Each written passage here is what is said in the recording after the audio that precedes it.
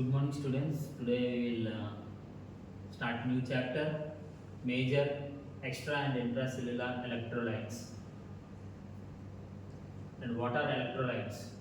Electrolyte is a substance that ionizes when dissolved in a suitable ionizing solvent such as water. And the electrolyte concentration is maintained constant in the body fluids. If a person undergoes surgery or remains ill or under undesirable condition for a long time, the body cannot maintain the electrolyte balance. Then it is done by external administration, which is termed as replacement therapy. The electrolytes are used for the correction of acid-base balance in various body fluids. And the electrolyte concentration of body fluids have been different in different body fluids compartments. The different body fluid compartments are intracellular fluid compartment, interstitial fluid compartment, plasma, which is also known as vascular fluid. First we will know about the intracellular fluid. The fluid which is present inside the cell is intracellular fluid. Example is cytoplasm, and it constitutes 40 to 50% of the body weight, and the total volume of intracellular fluid is 30 liters. Next we will know about interstitial fluid, the fluid which is present between the cells, and it constitutes 12 to 15% of the body weight, and its volume is 10 liters. Next one is plasma, the fluid which is present within the blood vascular system, and this constitutes 4 to 5% of body weight, and its volume is 3 to 5 liters. The fluids present in the interstitial and vascular compartments are both collectively referred as extracellular fluid. And this is the diagram. Electrolytic fluid compartments, and body contains 60 to 70% of water, and body fluid is again divided into intracellular fluid and extracellular fluid. And intracellular fluid is fluid present within the cell, and it constitutes 45 to 50% of the body weight. And going to the extracellular fluid, it consists of interstitial fluid present between the cells, and it constitutes 12 to 15% of the body weight. And extracellular fluid, it is the present within the plasma or vascular fluid, and the fluid present within the blood vascular system, and it constitutes 4 to 5% of the body weight. And sodium and chloride are the main ions of extracellular fluid, while potassium and phosphate are the major ions of intracellular fluid compartment. The three fluid compartments are separated by each other by membranes, and which are permeable to water and certain inorganic and organic components present in the body fluids. And these membranes do not allow the transfer of certain molecules like proteins. And for certain ions like sodium, potassium, magnesium, the cell membranes shows selective permeability, and thus the composition and concentration of various solvents in the body fluids have been defined, but different from one another.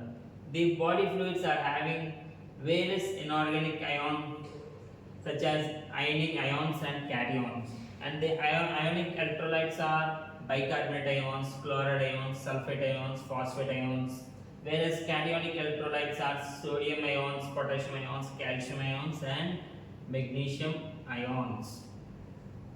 And we will know about the concentration of important electrolytes.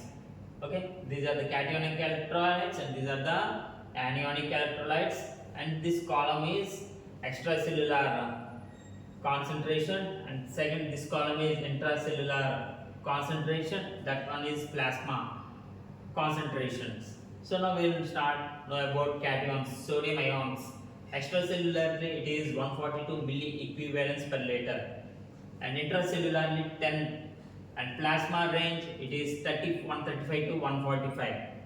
And potassium ions, extracellular concentration is 4 milli equivalents per liter, and intracellular it is 140, plasma 4.5 to 5.5. calcium ions 2.4, and intracellularly it is 0.0001, and plasma range is 2.1 to 2.6. Magnesium ions 1.2, 58 and 1.5 to 3. Now we will know about anions. Chloride ions, extracellular concentration is 103, next it is 4, and plasma range is 98 to 105 milli equivalents per liter. Sulfate ions 1, 2, 0.3 to 1.5. Bicarbonate ions 28, intracellular rate is 10, plasma range is 25 to 31. Phosphate ions 4, intracellular is 75, plasma range is 1.2 to 3. And the fluid in each compartment is ionically balanced, and the body has capacity to adjust slight variations in the electrolytic concentrations. And if the concentration of the electrolyte changes, the water will migrate across the cell membranes to re-establish the osmotic equilibrium. And what is replacement therapy? When a body itself fails to correct an electrolyte imbalance, imbalance, a replacement therapy is used for adjusting the electrolyte balance, and various products are electrolytes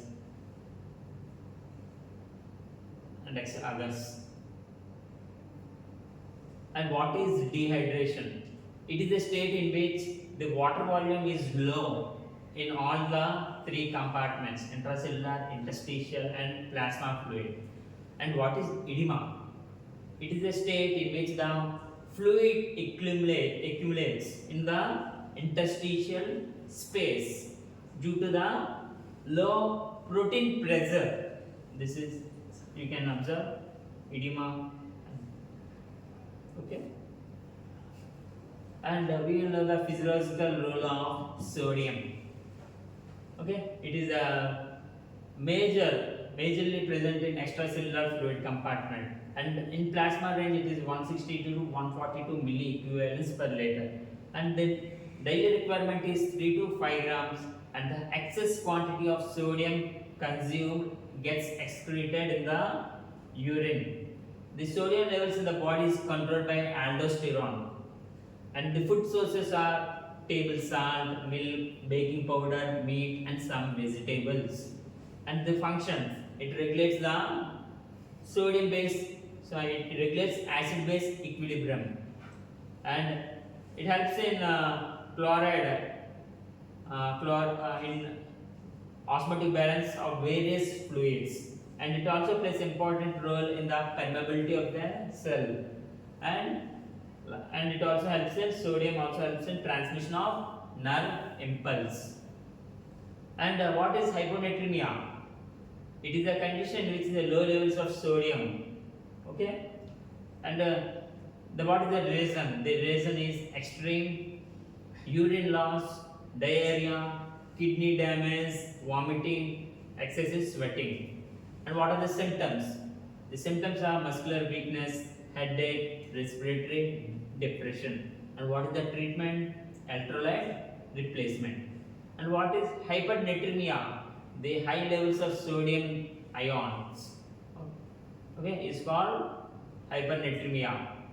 And the reason for this is dehydration and high sodium intake. And symptoms are intense thirst and fatigue. And the treatment is low sodium diet and use of diuretics. Students, and for remaining compounds, we will know in next session. Thank you.